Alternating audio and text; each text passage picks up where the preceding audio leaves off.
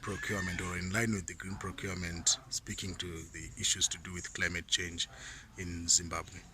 Oh yes, yeah. From my own point of view, and expert knowledge about bilateral and multilateral agreements, is that these are negotiated at a very high level and agreed by governments or governments and multilateral organizations.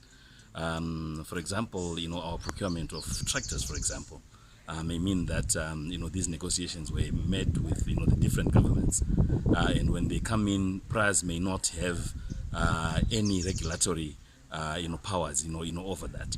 But I think the good thing is that normally we get this equipment from countries that actually have very strong green legislation and green regulations, such that what we receive is normally a very high tech equipment which responds effectively to issues of our requirements of climate change. Under normal circumstances, you also find that what may be needed is to build a lot of capacity around the greening of procurements to those who actually go into negotiations and do the procurement on behalf of the country. Yes, from a parliamentary perspective point of view, you may also probably outline the role that parliamentarians may play in the issue to do with mitigation and adaptation, because climate change is a reality that you are going to live with for a long time.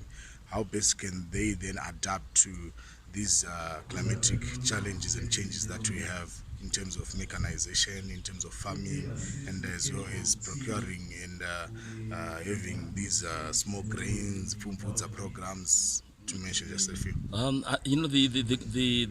The good thing about Parliament is that it basically has got three basic roles: to legislate, to provide oversight, and also to represent people. In terms of legislation, it means Parliament is to legislate and embrace green economies and sustainable procurements. So if when they review and receive legislation, they should be able to review with a sustainable lens on them. And in terms of oversight, they also oversee most of the agreements which our governments enter into. So they should be able to scrutinize on whether these agreements are also sustainable agreements, and can always call to account the different accounting officers who procure the equipment. They represent people, and for example, the Fumvudza program is a tried and tested program, which basically is a smart agriculture program which has been embraced by our training institutions and by government as well. So the idea is again to bring that kind of information to people and embrace it as it responds to both mitigation and adaptation in terms of climate change. Thank you, sir. Okay. For public procurement, the main reason why PRAZ is there as a regulator is to make sure that procurement is done in a manner which is very transparent and objective and fair. And mainly we always refer to Section 4 of the Public Assets and Disposal of Public Assets Act, which talks about the objectives of public procurement.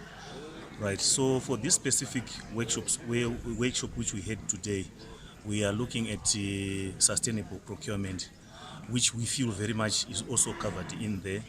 And it's only that probably at implementation level, that's where we saw the gaps, especially when we're having the discussions to say people, the implementers, when they are coming up with the specifications, are they moving abreast with the changing times?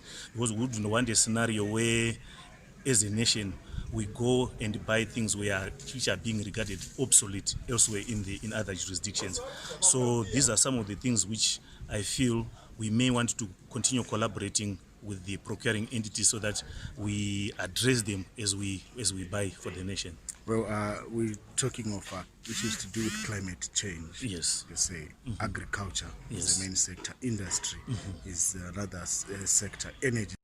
On the big projects which they will be looking at, like right now, the questions which were coming out there in the workshop is to say, when we are looking at our agriculture as our mainstay for our economy, when we are buying machinery for mechanization, yes, it then brings the efficiencies and all, but encouragement now is to say, when buying such equipment, make sure that we are mindful of these environmental issues which were discussed in there. So I think that's the benefit now of having such discussions before the acquisition, because whoever is now coming with those specifications will be mindful of the expectations of the nation and of also the participants in there. Well, looking at the broader picture of issues to do with climate change, from your expertise, the issue to do with value for money, is it being recognized across the board? It's a learning curve. You would find what people would rather consider value for money, in as much as you want that, but there are other constraints, like for us as a nation, we know because of other sanctions and all, those are some of the inhibitors when you want to achieve such. So at the end of the day, you are forced then probably to acquire things just to make sure that things move. But going, all things being equal, in the absence of such, I think the aspect of value for money then comes into play in whatever we are acquiring. No wonder why I made reference to say, when you are doing acquisition of equipment, which was going to take probably more than 5 years, which will be used by any entity, those are some of the issues which we talked about. If you look at the objectives, one of the objectives is value for money. Right. So this is one area which we are saying, whatever we are doing, we must take that into cognizance.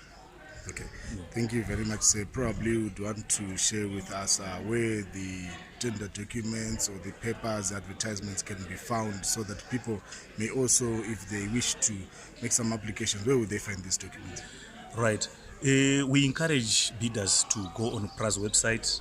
We even have standard bidding documents which are already there, 6 of them. Some are for goods, some of consultants, non-consultant services.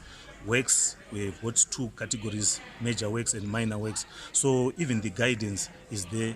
When they have challenges, they can always approach PRAZ. Right now, very soon you'll find us popularizing our digital platforms because of the new normal, so that there's that interaction between the bidding community and PRAZ as a regulator, and also as procuring entities. And we encourage them to continuously engage us, so that we then tell them, or capacity build them, especially the bidding community,